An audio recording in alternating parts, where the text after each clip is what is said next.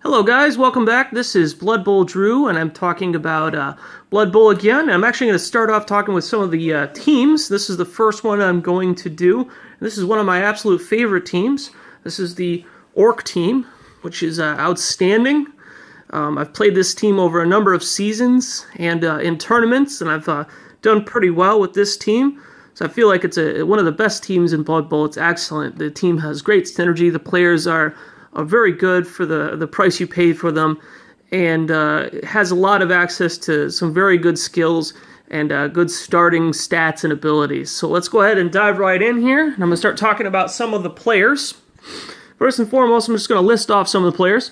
Start off with the Goblin, the Blitzer, the Troll, the Black Orc, the Lineman, and the Thrower. Those are the access to the players that you get for the Orc team. So first I'll start off with the Goblin. Now the Goblin he's more of a gimmicky player. He doesn't really do a lot for the team. He gives you some fun things to do, I guess. Like you can use him for fouling, or you can use him with the throw teammate ability with the Troll, which is pretty cool. It's a lot of fun. Is it effective? No, it's not really effective. You have to make a lot of dice rolls for that to even happen. But it can give you that one-turn touchdown edge, and I guess some of the players who aren't really familiar with the Orc team or the ability that you can do that, you can either catch them by surprise or give them the ability that maybe that you'll do it when really that's not even your game plan at all. So some players who are inexperienced will try to defend against that. But it's not really a very good tactic, and it's more of like a last resort type thing, or just for fun. That's the only reason really to do it. Now the Goblin can be used for fouling, because he has access to dodge, and he has access to stunty, where he is a stunty dodge player, so he can get in tackle zones. And he's kind of an inexpensive player. At about 40,000, he's very cheap, and he plays that role fairly well.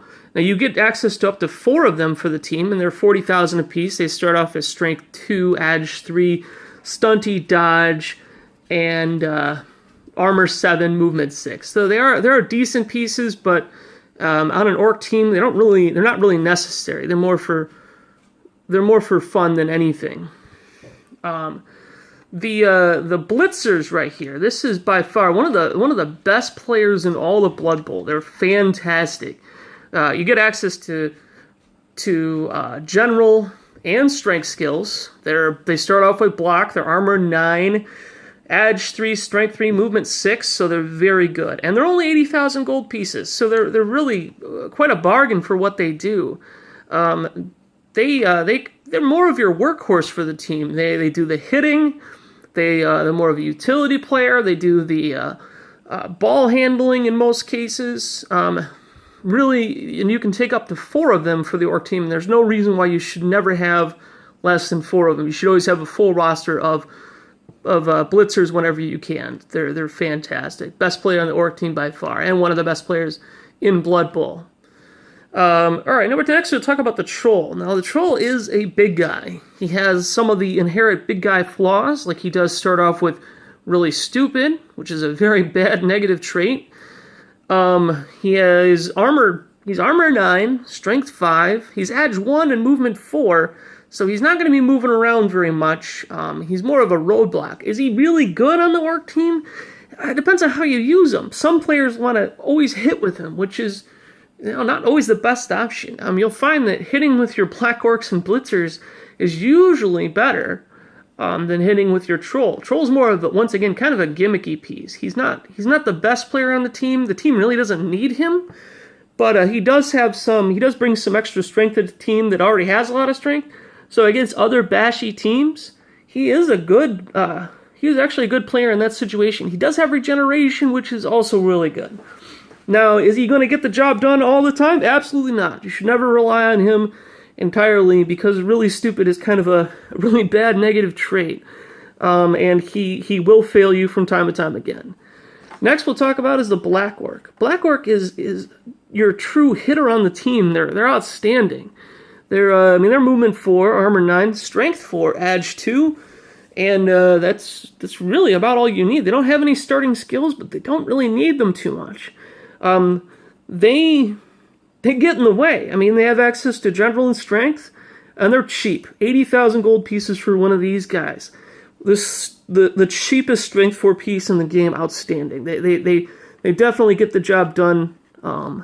They're fantastic. And the fact that you can have up to 4 of them too, really sets the tone for the Orc team and why they're such a very bashy team. Next we have is the linemen. This is actually one of the cheapest linemen in the game. They're very good bargain, 50,000 gold pieces each. Movement 5, Edge 3, Strength 3, Armor 9, pretty good. Have access to just general, but that's okay. Generally, they're good pieces. You can have up to 16 of them. If you ever have to replace a piece because one of your pieces is out, one of your players is hurt or missed next game or dead, you can actually replace them with the linemen as a mercenary. So they're pretty good for what they do. They're quite a good bargain. Once again. Now this is an odd piece here too. This is the thrower, and this is just the way I modeled my thrower. They're a good piece. They give you access to passing on a team that generally doesn't have any. They're not really meant to do what their name entitles them. They're not really a thrower. And the reason why I say that, I mean, they are Edge 3. They do come with throw. They do have sure hands, which are great skills. But throw requires you to throw to somebody. And who are you going to throw to with this guy? You're going to throw the blitzer? They don't have any catching skills. They don't start with anything. You're going to throw to the troll? No, probably not. You're going to throw to a goblin? No, probably not either. Black orcs are Edge 2, so that's not going to happen. A lineman? No, you have to build one up to do that. And you'd have to roll some doubles in the way to even get those abilities. So really, in all realism, the thrower is not really meant to throw the ball. The only real reason I guess I'd take him is because he gives you access to a leader on a normal roll, which is good, and he comes with sure hands. He is movement 5, armor 8, edge 3, so he's not the toughest player on the orc team, but you can build him up, in a way that really makes a lot of sense. More of the running type player. So that's really the Orctastic too, which I'm going to get into next here, is what to do with these guys. Now, typically, you're going to have 4 types of teams in Blood Bowl. You're going to have your bashy teams, your hybrid teams, your finesse teams, and then your gimmicky teams. Your bashy teams are more like your orcs and chaos and Khemri. They're not really meant to do anything crazy like pass the ball or create these ridiculous plays or something along those lines. But they move the ball up the pitch and hit pretty hard. The hybrid teams, which I'm kind of going a little off topic here, would be more of your they can do both. They kind of do finesse and they kind of do the bashy side, and they kind of do it, both okay, but neither one exceptionally well.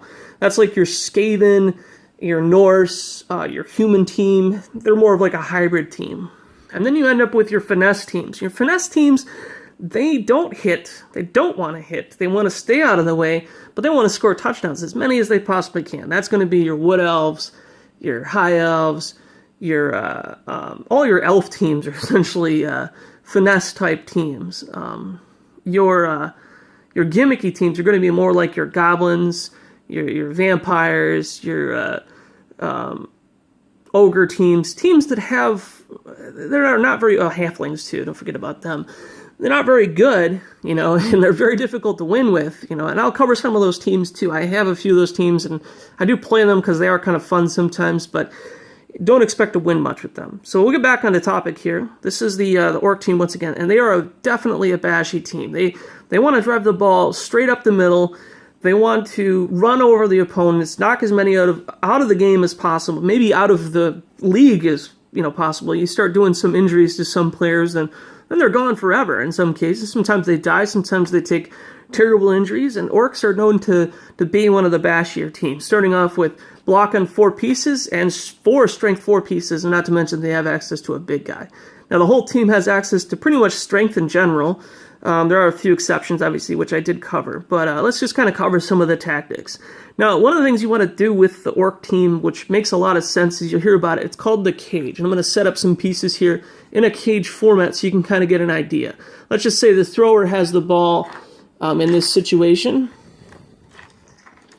and we'll set up the blitzers, because they actually make the best cage corners, along with the black orcs. So we'll just set this up. This is a common cage right here. You got your 4 players on the outside, around 1 player in the center. This takes up 5 squares over a 9 square box. So realistically, this is the best way you can defend the ball. So these players are going to march up the field in this format as long as they can.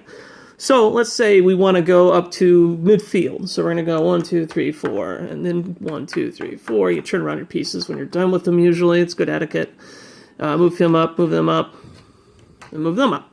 So now the ball is really hard to get to. The Orcs do this exceptionally well. Now usually you'll want to be hitting with other players off to the side over here, or you'll want to be hitting players out in front of them.